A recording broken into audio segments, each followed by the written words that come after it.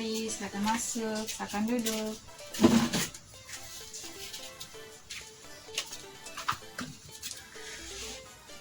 Baik, apakah posisi duduk kamu sudah nyaman? Sudah, Bu.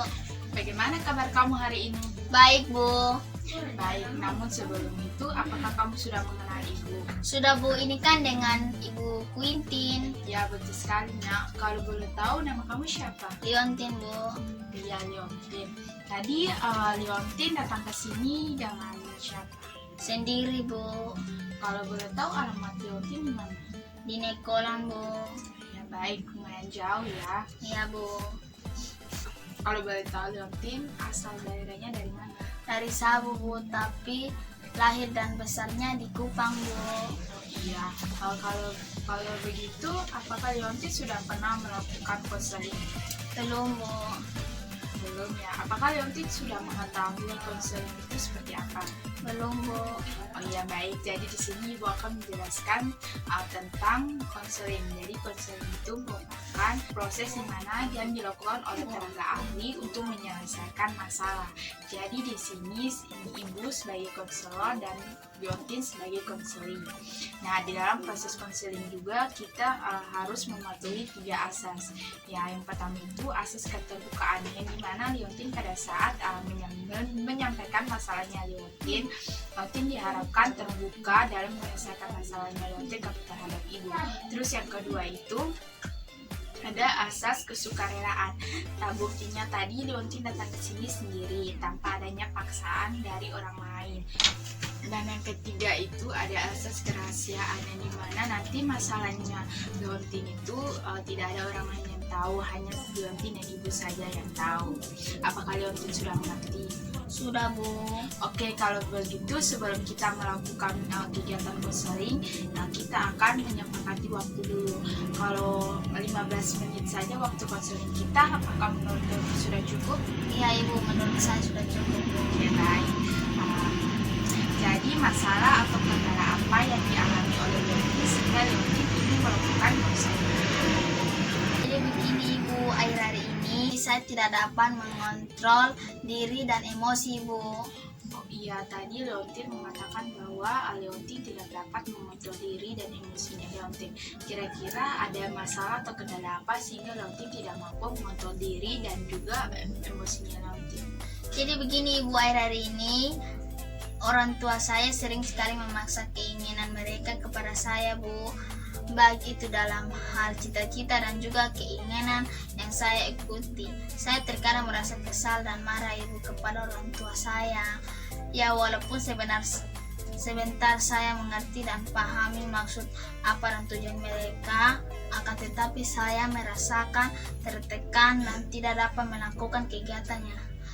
Saya hingga membuat saya tidak bisa mengontrol diri dan emosi. Masalah inilah yang membuat saya susah untuk mengendalikan emosi dan diri saya, sehingga saya sering sekali melupakan apa yang saya rasakan kepada teman-teman saya, seperti berperilaku seenaknya, egois, agresif, dan mudah marah dan juga tersinggung. Akhir ini teman-teman saya pun malas berteman dengan saya, apalagi pada saat proses diskusi. Saya ingin selalu didengarkan tapi tidak mau mendengarkan orang lain. Oh iya, jadi ketika kamu sedang ada masalah dengan orang tua kamu atau kamu sedang merasa tertekan, kamu sering melampiaskan hal tersebut kepada teman-teman kamu gitu. Terus apakah kamu melakukan hal itu secara sadar? Iya, Ibu, saya sadar. Akan tetapi ketika saya sudah merasa marah dan tertekan dengan orang tua saya, yang pasti saya sangat sulit untuk mengontrol diri dan emosi saya, Bu. Lalu bagaimana? Apakah menurut kamu dengan kamu melakukan hal tersebut dapat menyelesaikan masalah yang kamu alami? Sebenarnya tidak, Bu. Justru malah membuat saya semakin tidak dapat mengontrol diri dan emosi saya, Ibu. Tapi saya kalau sedang marah, Ibu, susah sekali untuk bisa bersikap tenang, Bu. Ya baik, Leontin. Ibu sangat mengerti dengan perasaan. Terkadang kita sebagai anak memang harus bisa mengikuti apa yang diinginkan oleh orang tua kita. Mungkin terkadang kamu merasa tertekan dan kesal, tetapi ibu perlu tekankan bahwa apa yang dikatakan oleh orang tua itu tidak selamanya itu berdampak buruk terhadap kamu.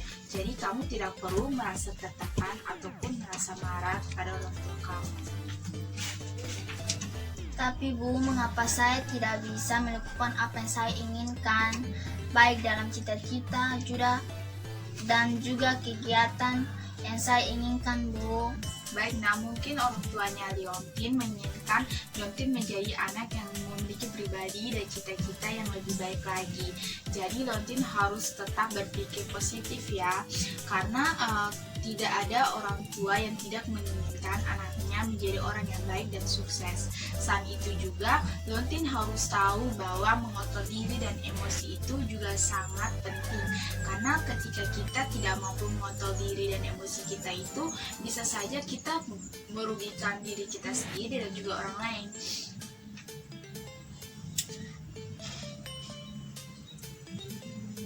Mengerti Bu, saya terkadang juga sadar kalau apa yang dilakukan oleh orang tua saya itu adalah benar dan juga tidak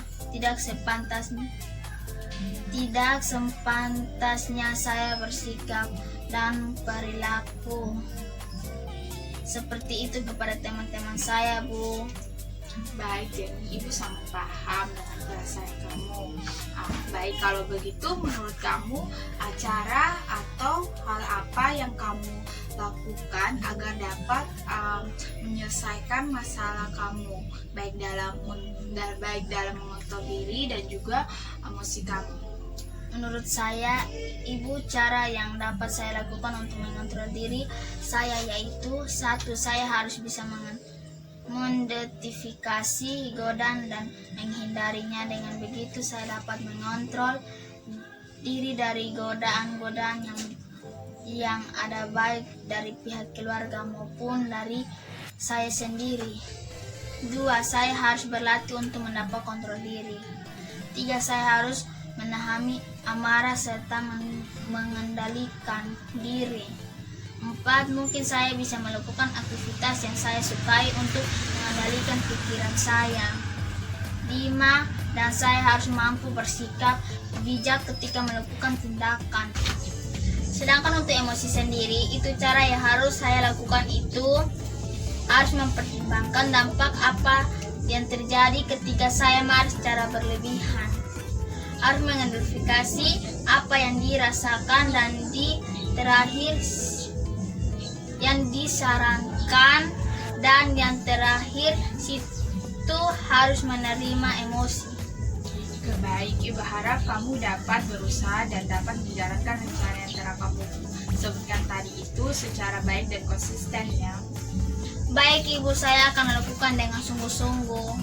Baiklah, nah tadi kita sudah cukup membahas banyak hal. Apakah kamu dapat menyimpulkan apa yang kamu dapat dari proses konseling kita tadi? Baik, dari pertemuan tadi dapat saya simpulkan bahwa tidak selamanya apa yang dikatakan oleh orang tua itu berdampak negatif bagi kita, yang selain itu juga dengan emosi. Tidak selamanya dapat menyelesaikan masalah, malah justru menambahkan masalah dan juga merugikan diri kita sendiri, Bu. Ya baik, sepertinya kamu sudah cukup paham dan mengerti dengan apa yang harus kamu lakukan nanti. Kamu harus tetap semangat dan tidak boleh putus asa, apalagi berhenti untuk berubah. Ada satu hal yang harus kamu ingat, bahwa usaha itu tidak pernah mengkhianati hasil. Jadi kalau kamu mau berusaha, pasti kamu akan mendapatkan apa yang telah kamu usahakan tersebut. Jadi jangan patah semangat dan jangan pantang menyerah, karena setiap masalah dan tantangan itu pasti ada jalan keluarnya. Iya Ibu, terima kasih atas motivasi dan dorongannya Ibu. Baik, sama-sama nak. Kalau begitu saya pamit dulu Ibu. Selamat pagi Bu. Ya, selamat pagi. lagi, mari Ibu antarkan ke depan.